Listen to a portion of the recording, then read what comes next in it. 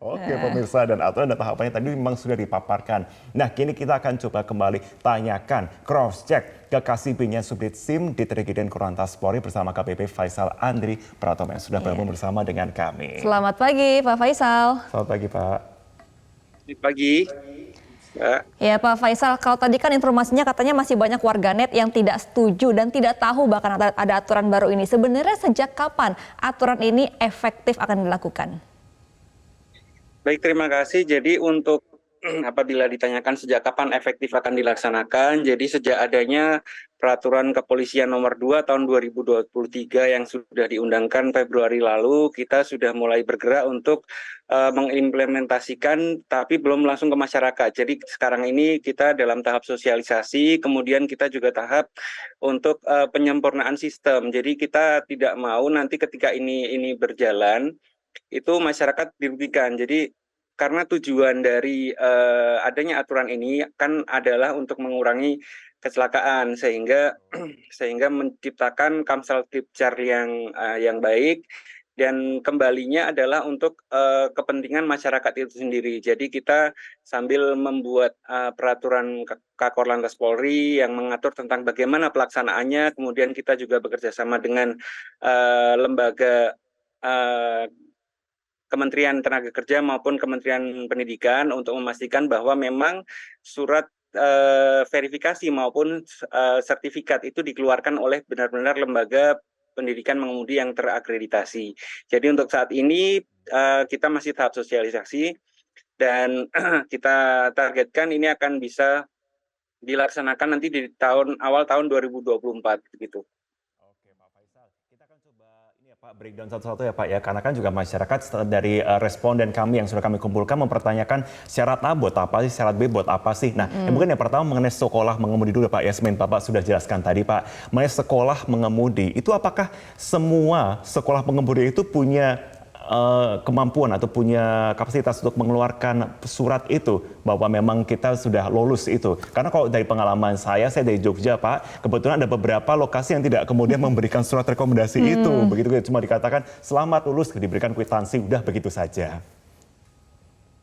Baik Pak, tentunya tidak semua sekolah mengemudi bisa mengeluarkan sertifikat mengemudi yang dan nantinya akan digunakan untuk proses permohonan SIM. Karena di dalam Perpol pasal 9 ayat 1 huruf A butir ketiga sudah dijelaskan bahwa sekolah mengemudi itu harus terakreditasi. Nah, akreditasinya ini siapa yang menentukan? Nah, ini nanti ada dua lembaga yang menentukan. Yang pertama dari Kementerian Tenaga Kerja yaitu lembaga akreditasi, lembaga pelatihan kerja.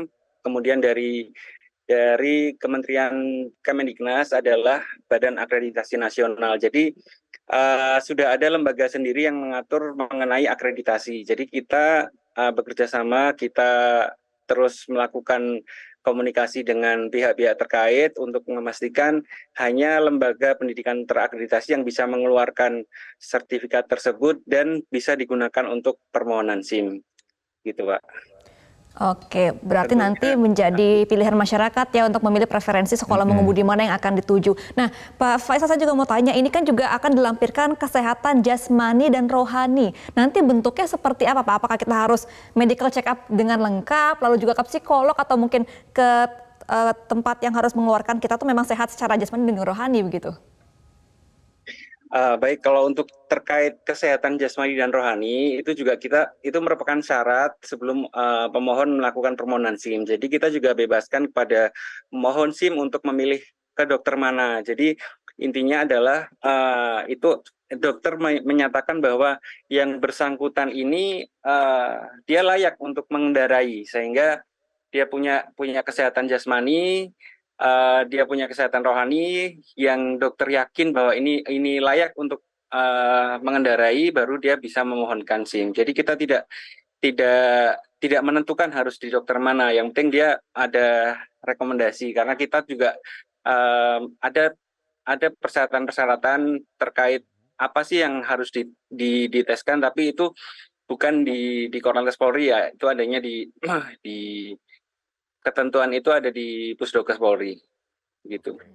Pak Faisal, kalau pengajuan syarat-syarat itu apakah bisa diakses secara daring atau harus dibawa secara fisik, Pak?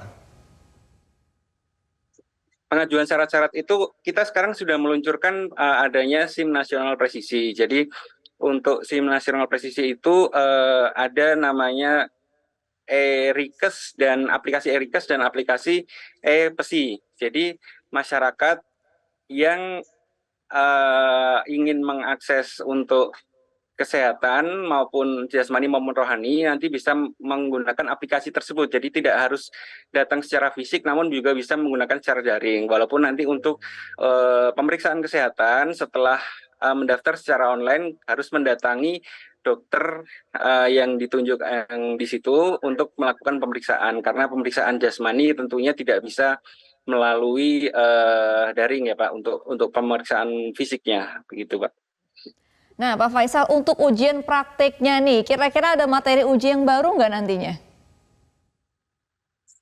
Untuk materi uji praktek tidak ada yang baru, semuanya masih sama, baik itu sudah dituangkan dalam dulu peraturan Kapolri nomor 9 tahun 2012, itu sudah ada di lampirannya tentang materi uji praktek, kemudian nanti kita kuatkan dengan adanya keputusan Kakor yang isinya sama dengan yang sudah berlaku selama ini. Jadi karena proses untuk menentukan materi-materi apa saja itu juga sudah melibatkan para pakar, kemudian sudah melibatkan dari stakeholder terkait. Jadi kita tidak merubah itu.